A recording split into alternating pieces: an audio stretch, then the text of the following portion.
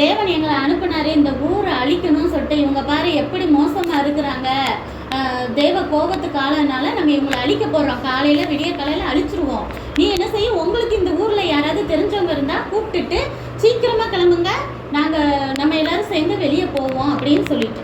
உடனே அவங்க சொல்கிறாங்க, என் பிள்ளைங்களுக்கு இப்போ தான் நிச்சயம் முடித்தேன், அப்போ என் மாப்பிள்ளை மாறு இன்னும் அவங்கள வேணால் நான் கூப்பிட்டு பார்க்குறேன் அப்படின்னு சொல்லிட்டு போய் பெர்மிஷன் கேட்டு அந்த மாப்பிள்ளை வீட்டுக்கு போகிறாங்க. சரியா, கல்யாணம் முடியல, நிச்சயம் முடிஞ்சிருக்கு. சரியா, அப்போ அந்த மாப்பிள்ளை வீட்டில் போய் சொல்கிறாங்க, காலையில் ஊர் அழிய போதான், நீங்கள் என் கூட வாங்க, நம்ம எல்லோரும் சேர்ந்து தப்பிச்சிருவோம்னு சொல்லிட்டு.